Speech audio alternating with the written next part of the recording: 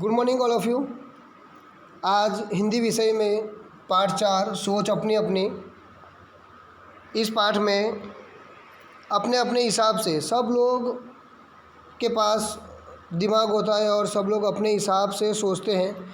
यहाँ पर उसी को ध्यान में रखते हुए इस पाठ का नाम दिया है सोच अपनी अपनी। यहाँ पर आपको जो चित्र दिख रहा है वो चित्र गांव का चित्र है, पर यहाँ पर मैं आपसे बात करूँ तो शहर और गांव दोनों में रहने की मज़ा अलग अलग है। शहर में जो वातावरण मिलता है वो वातावरण गांव में उससे ज़्यादा अधिक मिलता है। मतलब जो गांव में है वो शहर में नहीं है, ठीक है। क्योंकि शहर के बारे में आप लोग जानते हैं कि बहुत सारी कंपनियां, बहुत सारी कारखाने, बहुत सारे मिल, केमिकल्स फैक्ट्रियाँ, बहुत कुछ होते हैं, बहुत सारे साधन भी होते हैं, पेड़ पौधे वहाँ पर बहुत कम होते हैं। तो सबसे ज़्यादा प्रदूषित हवा वहाँ पर शहर में देखने को मिलती है। तो यहाँ पर गांव का चित्र दिया है, मतलब गांव में रहने का आनंद ही कुछ अलग होता है। तो चित्र पाठ के आधार पर हमें ये सारी बातें जाननी हैं। तो यहाँ पर चित्र में सबसे पहले आपको नज़र जाती है देखते ही कि सूरज का चित्र आपको दिख रहा है।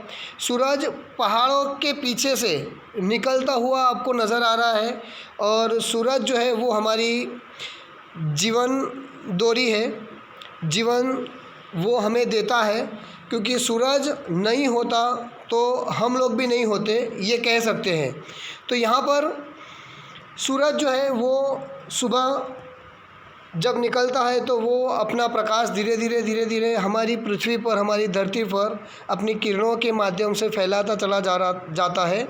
और सबसे पहले पक्षी जो है वो अपने घोंसलों में जग जाते हैं और अपनी आवाज़ से चहचहाने लगते हैं और आसपास के लोगों को भी अपनी आवाज़ से जगाते हैं और एक मैसेज देते हैं, संकेत देते हैं कि देखो सूरज अब सुबह होने की तैयारी में आ रहा है, आप लोग भी उठ जाओ। हम लोगों ने अपनी आलस अपने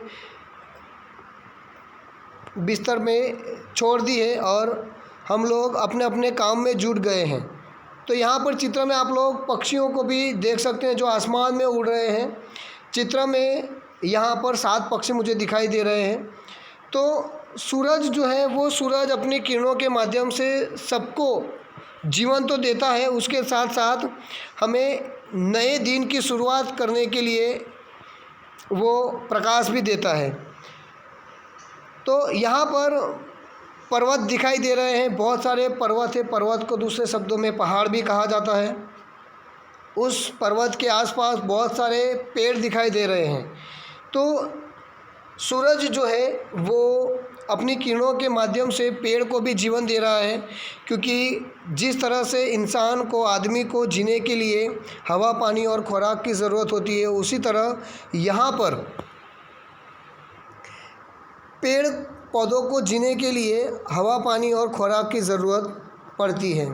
तो हवा तो सबको मिल जाती है, पेड़ पौधों को भी मिल जाती है, पर खुराक की ज़रूरत जब पेड़ पौधों को ज़रूरत हो जाती है तो यहाँ पर सूरज की किरणें जो हमारी धरती तक पहुँचती है, तो उसी किरणों के माध्यम से पेड़ की जो शाखाएँ हैं और जो उसके पत्ते हैं, वो पत्ते सूरज की किरणों से खुराक बनाते हैं और अपने वृक्ष को हरा भरा रखता है।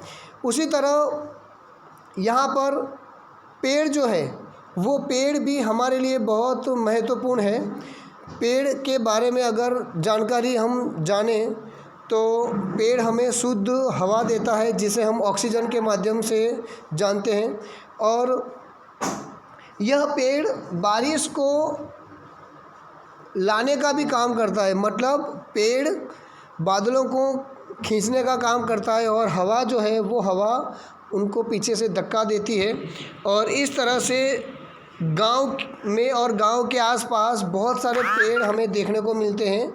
तो यहाँ पर पेड़ जो है वो बादलों को खींचने का काम करता है और जितने ज़्यादा पेड़ जहाँ पर होंगे उतना ही ज़्यादा बारिश वहाँ पर गिरेगी। और जो पानी बरसात के रूप में हमें मिलता है उसमें से ज़्यादातर पानी नदी के माध्यम से बहते हुए समंदर में वापस मिल जाता है, पर काफ़ी सारा पानी तालाबों में इकट्ठा हो जाता है और काफ़ी पानी जो ज़मीन को छूता है तो वो मिट्टी जो है वो पानी को चूस लेता है और वो पानी ज़मीन के नीचे उतर जाता है। तो जैसे आपने बड़े तालाब देखे हैं वैसा ही ज़मीन के काफ़ी नीचे पानी का तालाब बन जाता है और पानी इकट्ठा होता है।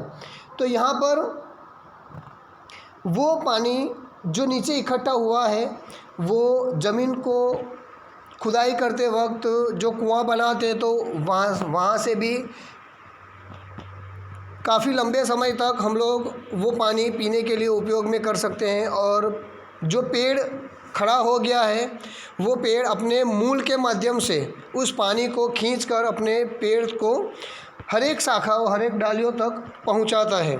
तो इस तरह से यहाँ पर चित्र में आप देख रहे हैं कि 2 नारियल के पेड़ हमें दिख रहे हैं और 5 झोपड़ी दिख रही हैं। उस 5 घर के पास में एक मंदिर है और मंदिर के ऊपर ध्वजा लहराती हुई हमें नज़र आ रही है। घर के पास में कच्चा रास्ता है और उस कच्चे रास्ते पर एक चरवाहा चलता हुआ नज़र आ रहा है और उसके पीछे एक कुत्ता खड़ा है और दूर एक दूसरा चरवाहा जो है वो अपने गाय भैंस को चरा रहा है। तो इस तरह यहाँ पर दूसरी तरफ देखें तो चित्र में आप बच्चों को खेलते हुए देख सकते हैं और यहाँ पर कुछ तितलियाँ भी चित्र में दिख रही हैं। तो बच्चे यहाँ पर तितलियों को पकड़ने की कोशिश करते हैं जिनमें 2 लड़कियाँ हैं और एक लड़का है।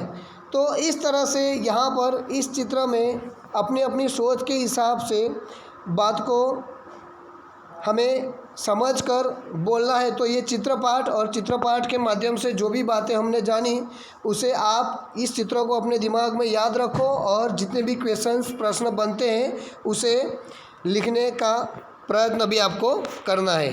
Thank you.